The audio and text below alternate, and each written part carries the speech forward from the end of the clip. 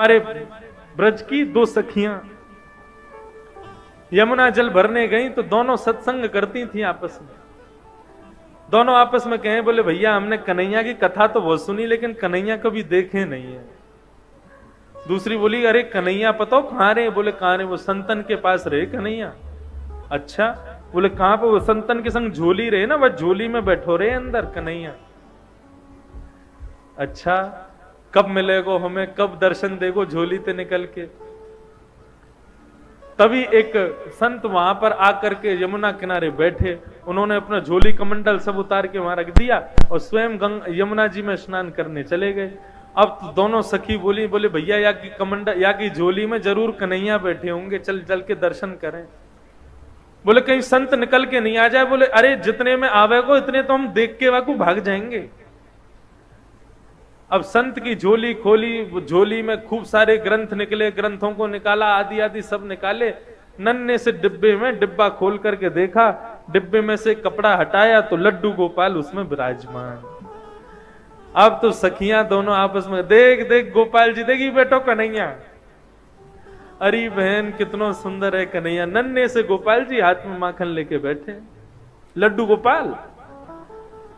बोले सुन सुन, डिब्बा में बैठे, जल्दी बाहर निकाल। अब जैसे ही बाहर निकाले तो दूसरी सखी बोली, देख कन्हैया डिब्बा में बैठे बैठे उनके हाथ पांव कैसे सिकुड़ गए हैं। अब लड्डू गोपाल के तो हाथ पांव ऐसे ही रहते हैं, लेकिन गोपी का भाव कैसा? बोले देख हाथ पांव डिब्बा में बैठने से सिकुड़ गए इनके।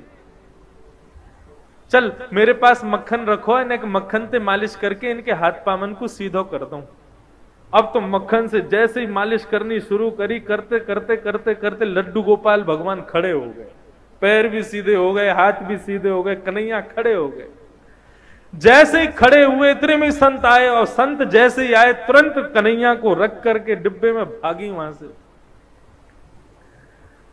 संत ने आकर के देखा तो लड्डू गोपाल, जो कि लड्डू गोपाल के रूप में थे, वो खड़े हो गए हैं।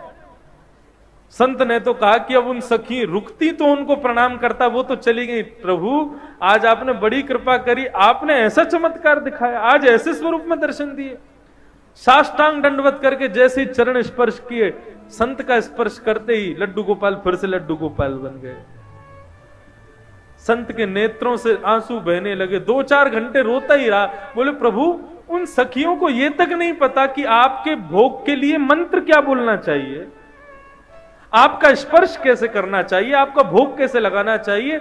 ऐसी अबोध उन सखियों के भाव से आप सीधे हो गए, और मैं जिसने आपकी प्राप्ति के लिए घर छोड़ा, परिवार छोड़ा, सब कुछ छोड़ के सन्यासी बना, मेरे स्पर्श करते ही आप फिर से लड्डू गोपाल बन गए। क्यों?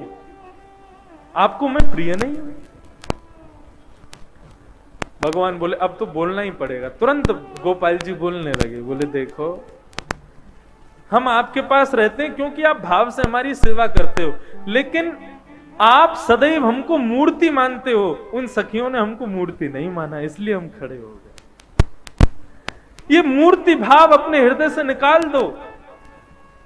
हम सदैव आपसे भी बात करेंगे। भागवत में आदि ग्रंथों में कितनी जगह कहा गया है कि अपने घर में अविराजित अपने लड्डू गोपाल को कभी मूर्ति नहीं समझना चाहिए। वो साक्षात ठाकुर जी, साक्षात कन्हैया।